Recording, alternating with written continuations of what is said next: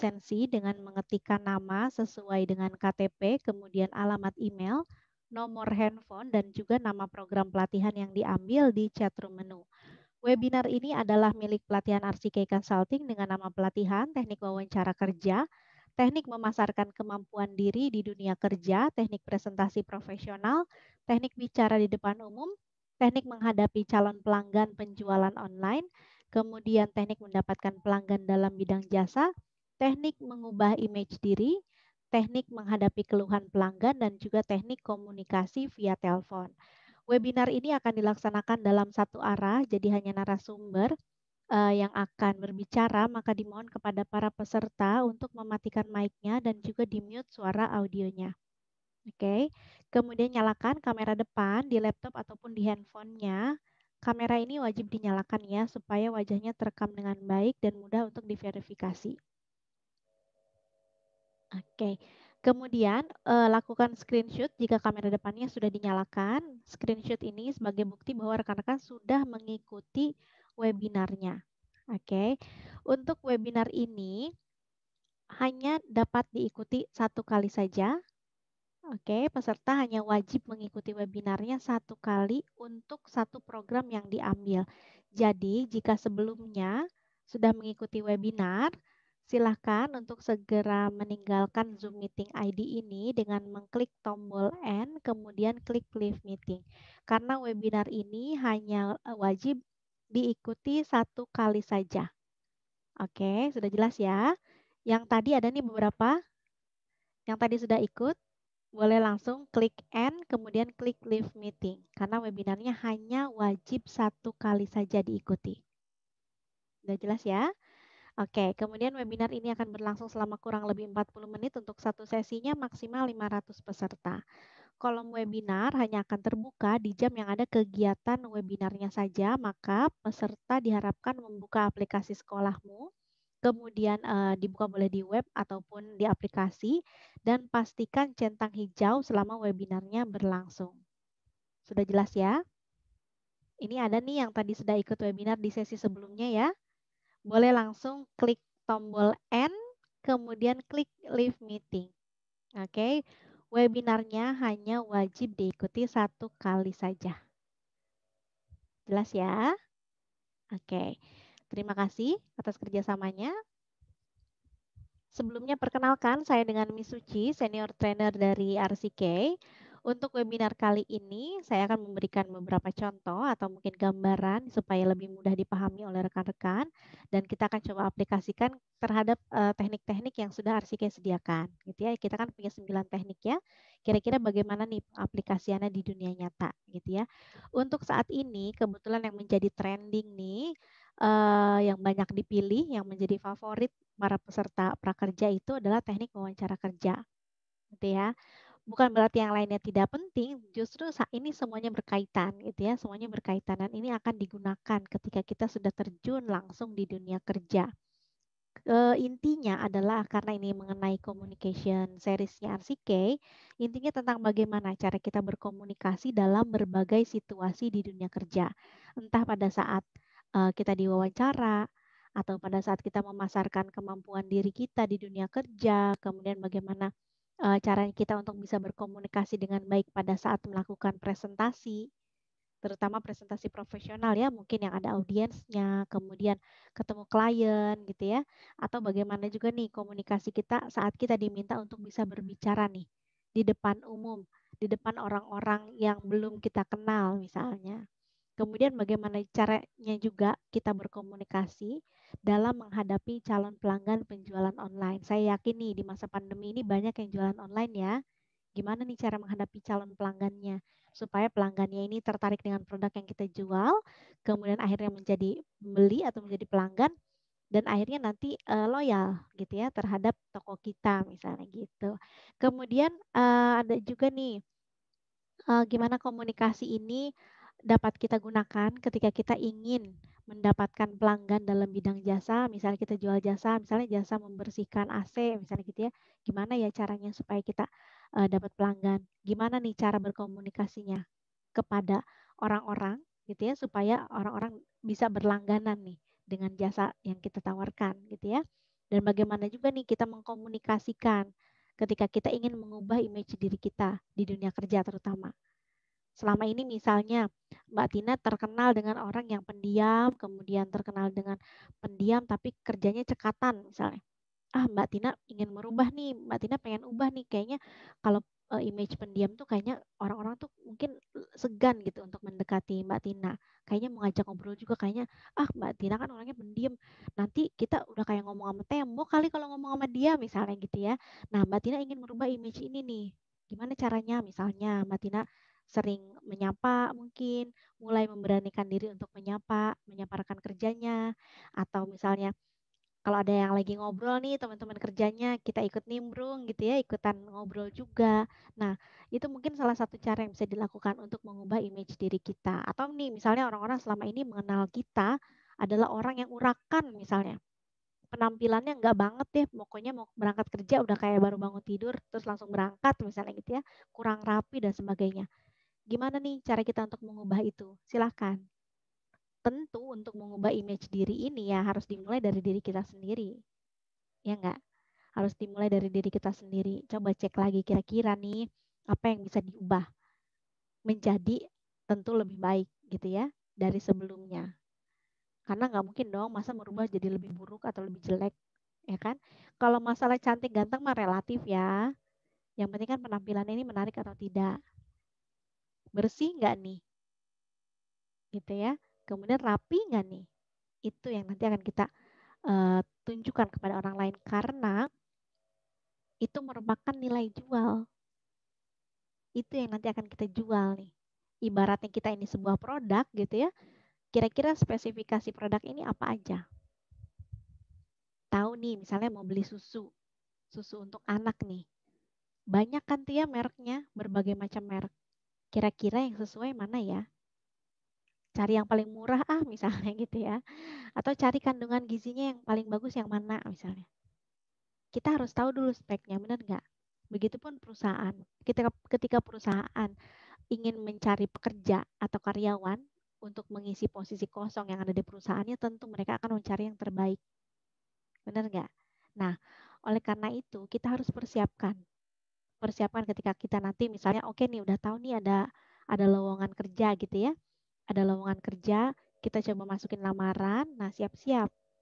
Siap-siap dipanggil untuk interviewnya. Gitu ya. Nah, sebelum interview ini, sebelum wawancara, tentu harus ada yang dipersiapkan. Pertama mental, udah pasti ya. Mental, kemudian kita juga harus mempersiapkan diri kita, fisik ya, fisik juga harus dipersiapkan. Diri ini termasuk ke dalamnya adalah penampilan, penampilan kita. Apakah nanti misalnya sesuai nggak ya baju yang kita gunakan untuk ikut tes wawancara nanti? Atau ada ketentuan nih, misalnya ada ketentuannya harus pakai pakaiannya hitam putih, atau nggak boleh yang mencolok warnanya, atau lain sebagainya. Itu harus kita ikuti, gitu ya, supaya apa? Supaya mereka melihat, oh iya ternyata pelamar ini orangnya tertib nih, mau ikut aturan misalnya. Dibandingkan kita yang misalnya tiba-tiba datang pakai baju misalnya nggak boleh pakai warna mencolok, kita datang pakai baju warna merah misalnya gitu ya, warnanya mencolok banget di antara yang lain misalnya. Artinya dari situ pun kita sudah mungkin bisa dinilai atau image yang terbentuk adalah, oh ternyata dia orangnya tuh nggak taat tuh sama aturan. Buktinya itu aja dilanggar gitu ya. Nah jangan sampai ini terjadi seperti ini gitu ya. Jadi memang sebetulnya ikut tes wawancara kan susah-susah gampang ya. Padahal kan kita cuma jawab pertanyaan aja sebetulnya. Dan pertanyaan juga yang umum-umum aja. Biasanya diminta untuk perkenalkan diri, ditanya pengalaman kerjanya udah punya atau belum. Kalau punya ya silakan diceritakan gitu ya. Kemudian keahlian yang kita miliki apa, kemampuan yang kita miliki apa. Tapi kadang-kadang orang ada yang masih merasa dijebak sama pertanyaan-pertanyaan wawancara ini. Padahal sebetulnya bukan pertanyaannya yang menjebak, justru jawaban yang kita kasih nih yang kadang menjebak diri kita sendiri. Betul apa betul? Betul ya. Contoh, misalnya nih, siapa ya? Mas Olga nih. Mas Olga ditanya misalnya sama si pewawancara. Mas Olga silakan ceritakan tentang diri Mas Olga misalnya. Terus ditanyanya begini, Mas Olga jawab begini, saya dengan Olga misalnya gitu ya, saya adalah seorang pekerja keras, misalnya, saya adalah seorang yang disiplin, saya adalah seorang yang pantang menyerah misalnya gitu ya. Wah, yang kayak gitu tuh yang biasanya sering kita dengar pada saat wawancara. Benar nggak?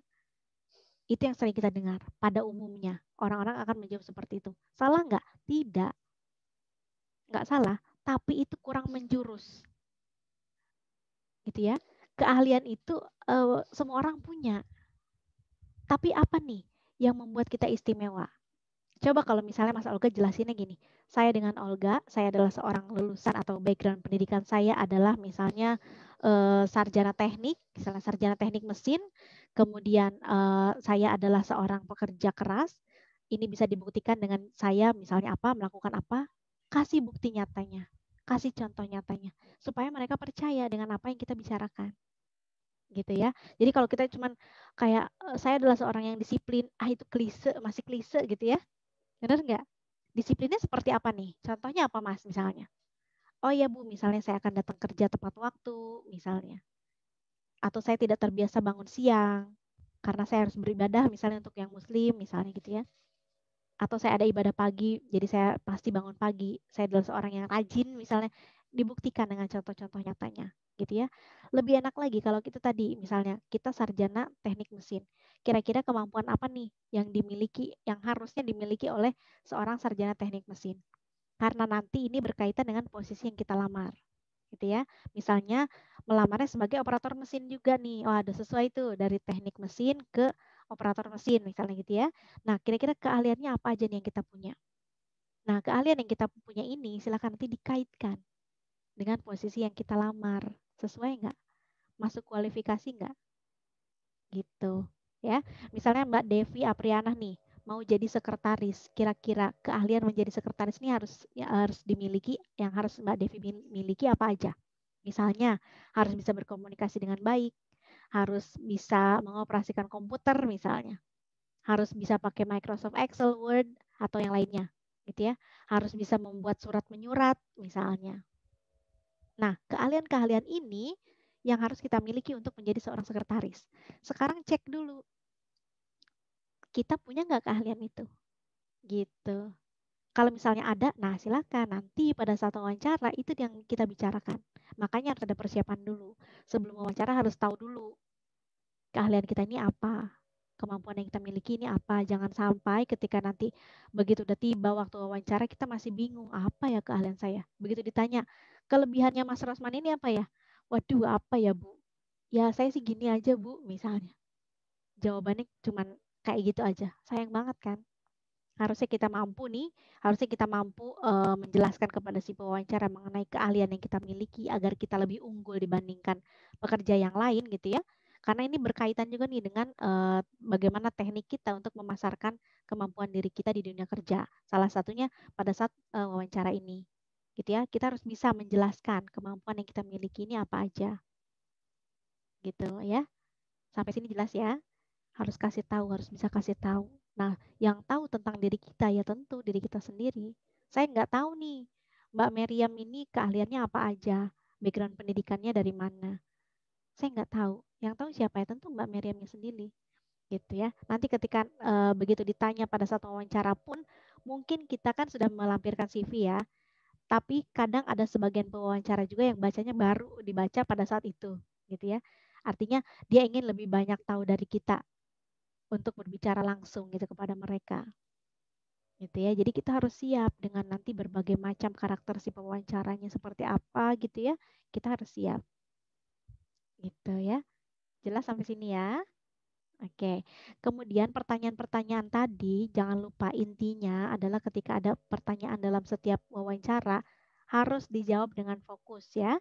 Jangan melebar kemana-mana. Kemudian jangan juga kita menimbulkan jawaban kita menimbulkan pertanyaan baru untuk mereka. Jadi jangan memberi peluang untuk mereka bisa bertanya lagi mengenai jawaban yang kita kasih. Misalnya nih, ditanya kenapa resign dari tempat sebelumnya? Oh iya Pak atau Bu, saya resign karena memang sempat ada permasalahan pribadi misalnya. Kalau cuma sampai situ mungkin dia nggak akan kepo lagi. Oke, karena konteksnya ini pribadi ya sudah, gitu ya. Tapi kalau kita misal menjelaskannya, ya Bu, Pak, saya resign soalnya kemarin tuh saya ada perselisihan gitu sama teman kerja saya. Soalnya dia orangnya kayak gitu sih Pak, dia nggak bisa menerima kalau misalnya dikasih pendapat atau apa Misalnya kita jelasin tuh ya panjang lebar. Nah, ini kita membuka peluang untuk dijebak sama si pewawancaranya. Nanti si pewawancara pasti nanya lagi, lo perselisihan tentang apa? Wah, jangan-jangan nanti kalau di tempat sebelumnya aja kamu ada perselisihan, di tempat ini gimana, di perusahaan ini gimana? Kemungkinan kamu juga nanti akan berselisih dong, misalnya. Jadi muncul tuh pertanyaan-pertanyaan baru dari jawaban yang kita kasih, gitu ya. Jadi silakan pikirkan dulu nih. Untuk contoh pertanyaannya banyak banget di internet, silakan boleh diakses ya. Di internet banyak banget contoh pertanyaannya, silakan dilatih untuk dijawab. Kira-kira jawabannya seperti apa? Sesuaikan dengan kemampuan yang kita miliki. Sesuaikan dengan pengalaman yang kita miliki. Misalnya di internet tertulisnya, saya mampu berbahasa Inggris misalnya gitu. Saya mampu melakukan percakapan dengan bahasa Inggris. Kita tulis juga nih di CV. Pas wawancara ditanyain, ini bener nih Mas Amsari bisa bahasa Inggris. Oke, kalau gitu wawancaranya kita pakai bahasa Inggris ya. Wah, gimana nih? Ya kan? Bunuh diri namanya ya nggak? Sesuaikan. Kalau memang misalnya kita memang bisa merasa mampu dalam hal tersebut atau dalam sebuah bidang apa gitu ya, silakan dituliskan. Silakan diberitahu kepada si pewawancara. Tapi sekiranya kalau memang kita tidak mampu, kita merasa kayaknya, aduh ya ini kayaknya bukan keahlian saya nih. Jangan dicontoh gitu mentah-mentah dari internet langsung diambil gitu sama kita ya, jangan ya. Balik lagi harus kita sesuaikan dengan kemampuan yang kita miliki gitu. Kemudian kalau ditanya gaji gimana nih? Kalau ada pertanyaan gaji, wah kalau gaji lumayan sensitif ya. Jangan langsung ditanya, Mas Amsari mau gaji berapa? Aduh, saya maunya 15 juta aja, Pak. Nggak apa-apa, nggak usah besar-besar. Waduh, Mas, perusahaannya punya Mas Amsari emangnya. Nanti gitu ya kan? Jangan ya. Diusahakan jangan menyebutkan angka atau nominal. Karena biasanya untuk nego gaji itu biasanya yang sudah punya pengalaman 15 tahun kerja. Biasanya ya, 10 atau 15 tahun kerja lah minimal. Baru bisa nego gaji. Itu pun kalau misalnya sudah berprestasi, sudah ada pencapaian dan lain sebagainya gitu ya. Tapi untuk kita yang fresh graduate kemudian pengalamannya masih di bawah 10 tahun, silakan bicarakan soal gaji, misalnya saya sesuaikan dengan UMR atau misalnya saya kembalikan lagi kepada perusahaan ketentuan besaran gaji yang harus saya terima berapa gitu ya. Jadi jawabannya sebisa mungkin jangan terlalu menjurus kepada nominal atau angka gitu, oke? Kemudian biasanya apalagi yang muncul ya? Pengalaman ya, biasanya suka ditanya pengalaman kerja, kenapa resign, gajinya mau berapa, biasanya gitu. Kelebihan dan kekurangan yang dimiliki apa? Nah, kalau kekurangan nih jangan lupa, kalau misalnya ditanya boleh dijawab, tapi kalau nggak ditanya, udah diem aja ya. Cari aman ya. Soalnya kalau takutnya itu tadi, takutnya kita terjebak gitu. Takutnya kita terjebak dengan jawaban yang kita kasih. Kalau misalnya kalaupun ditanya, misalnya ditanya pengalamannya apa, sorry, kekurangannya atau kelemahannya apa, kalau mau dijawab silakan dijawab, ya, silakan dijawab. Tapi harus punya solusinya. Tapi kalau nggak ditanya, ya nggak usah jawab, ya, nggak usah dijelaskan, gitu ya. Kalau nggak ditanya, tapi kalau ditanya silakan dijelaskan sebaik-baiknya ya. Kemudian jangan lupa kasih solusi. Artinya kalau misalnya, oke Pak, saya ini seorang yang susah bangun pagi misalnya. Loh gimana kalau susah bangun pagi? Kita kan mulai kerja tuh jam 8 pagi. Apalagi kamu rumah nih, jarak rumah kamu ke kantor ini kurang lebih setengah jam nih. Terus gimana kalau kamu nggak bangun pagi misalnya? Oh, Bapak nggak usah khawatir. Saya sudah menyiapkan itu semua, misalnya gitu ya. Karena selama ini misalnya saya biasanya bangun jam 7 atau jam 8, misalnya gitu. Untuk jika saya memang sudah mulai bekerja atau sebetulnya sudah seminggu terakhir saya berusaha, misalnya gitu ya, saya sudah berusaha bangun pagi dan itu sudah saya lakukan, misalnya. Saya sudah menyalakan alarm, alarm jam waker dan juga handphone saya misalnya. Atau misalnya pun kalau saya belum bangun juga, biasanya saya minta anggota keluarga lain untuk membangunkan saya misalnya gitu ya. Jadi silakan kasih solusi jika memang ada kelemahan atau kekurangan yang kita miliki. Nggak mungkin sempurna ya, nggak mungkin 100% kita sempurna, bener ya. Kita pasti punya kekurangan. Kalau ditanya silakan dikasih tahu gitu ya, silakan dikomunikasikan dengan baik dan beri solusi. Supaya apa? Supaya mereka tidak berpikir kekurangan yang kita miliki ini akan mengganggu pekerjaan kita nanti gitu. Itu yang mereka khawatirkan. Kalau perusahaan kan melihatnya pokoknya dari segi pekerjaan kita gitu ya. Nanti kira-kira akan merugikan nggak nih? Atau akan nyusahin nggak ya kalau saya nerima kamu misalnya gitu dengan kekurangan kamu misalnya gitu ya. Jadi harus tahu begitu ada oke nih tahu nih ada kelemahan solusinya apa gitu. Kebayang ya? Untuk pertanyaan-pertanyaan wah banyak banget nih di internet ya. Silakan diakses lagi untuk bahan latihan. Karena balik lagi, berbicara ini keterampilan harus diasah, jadi memang harus dilatih gitu ya. Kalau nggak dilatih ya kita nggak akan tahu sudah sampai mana nih kemampuan berbicara kita. Siapa tahu nih kalau sekarang latihan, berbicaranya jadi oke gitu ya. Siapa tahu nanti begitu melamar kerja, pas di tes wawancara itu udah lancar jawabnya gitu kan. Nanti kan pasti ada deg-degan ya, benar nggak? Pasti ada deg-degan. Entah itu jadi presenter, entah itu jadi pembicara di sebuah acara misalnya, atau menjadi speaker di sebuah presentasi misalnya gitu ya, atau nanti misalnya kita diminta untuk kerja sebagai marketing dan ketemu klien, gitu ya, itu kan harus latihan tuh, harus banyak-banyak latihan berbicaranya, gitu ya. Apalagi nanti pasti ada rasa nervous, ada deg-degan. Nah, mengatasinya dengan cara latihan tadi, dengan persiapan yang matang, gitu ya. Berdoa udah pasti ya, supaya kita bisa, biasanya beberapa orang itu dengan berdoa kan akan lebih membuat hati kita tenang gitu ya, dan harus selalu berpikiran yang positif. Kalau nanti misalnya, udah segala cara dilakukan, kemudian interviewnya ternyata gagal nih, nggak lolos kerjanya. Kalau kita seorang yang berpikiran positif, kita akan menerima dan mungkin akan menjadikan itu sebagai pelajaran gitu ya. Oh ya nih nanti berarti nggak boleh gini lagi gitu ya.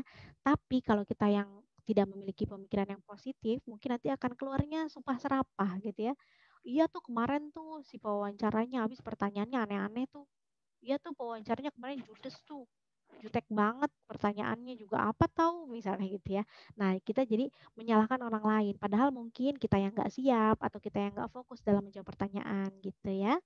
Oke, so sebelum saya tutup, saya mau mengingatkan juga nih mengenai centang hijau ya. Untuk centang hijau ini silakan dicek kembali setiap nomor yang sudah dikerjakan, pastikan semuanya sudah 100%. Karena kalau sudah 100% nanti otomatis sertifikatnya akan muncul. Sertifikat muncul kemudian akan masuk dashboard. Nah, ketika sertifikat masuk dashboard, ini butuh waktu sekitar 1 sampai 7 hari kerja. Jadi silakan ditunggu ya. Semua prosesnya sudah terkomputerisasi, jadi tidak ada lagi yang dikerjakan secara manual gitu ya. Jadi nggak ada lagi nih, misalnya Mbak Tina, Kak punya saya dong duluan ya masuk dashboard, oh nggak bisa gitu ya. Jadi semuanya sudah otomatis gitu ya. Jadi jangan khawatir kalau yang sudah 100% tinggal ditunggu saja. Kecuali kalau memang misalnya sudah sampai 7 hari kerja, belum masuk juga, boleh silakan langsung menghubungi manajemen prakerja. Boleh di-follow tuh ya di Instagramnya, ada ya semua informasinya lengkap di situ. Kalau kita misalnya belum mendapatkan sertifikat, boleh langsung lapor ke manajemen prakerja karena untuk sertifikat masuk dashboard ini adalah sepenuhnya kewenangan dari pihak manajemen prakerja, gitu ya. Oke.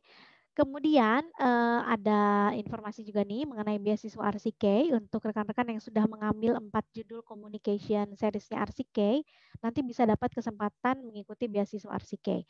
Beasiswa RCK ini nanti terdiri di dalamnya adalah kelas bahasa Inggris online gratis, kemudian ada juga hadiah laptop gitu ya, ada kesempatan untuk mendapatkan laptop, kemudian handphone, kuota, yang kuotanya udah mau habis nih ya. Kuota, kemudian voucher, kemudian ya ada uang tunai juga dan yang lain sebagainya. Mulai diintip ya IG-nya RCK dan juga di Telegram informasinya ada. Oke. Terima kasih banyak atas waktunya. Semoga bermanfaat ya ilmunya walaupun sedikit. Harapannya itu tadi bisa diaplikasikan di kehidupan sehari-hari dan dicoba latihan berbicaranya. Gitu ya. Karena kan setiap kita kan dari Sabang sampai Merauke beda-beda nih ya, berbeda-beda cara logat berbicaranya, dialeknya beda-beda. Silakan. Bagaimana nih ketika nanti wawancara, apakah mungkin menggunakan bahasa daerah menjawab setiap pertanyaan dalam wawancaranya? Tentu tidak ya. Kita kan menggunakan bahasa Indonesia ya. Bahasa Indonesia. Nah, silakan diperbaiki lagi nih kira-kira yang masih belum lancar gitu ya. Dalam merangkai kata-kata, dalam menjawab setiap pertanyaannya boleh dilatih. Rekam pakai handphonenya.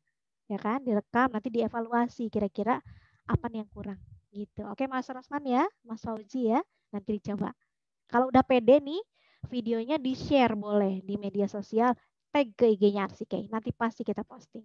Oke, terima kasih banyak atas waktunya. Sampai jumpa di lain kesempatannya. Jangan lupa jaga kesehatan. Pandeminya belum usai. Maskernya digunakan, jaga jarak dan juga sering-sering cuci tangan. Oke, terima kasih banyak. Sampai jumpa. Salam progres.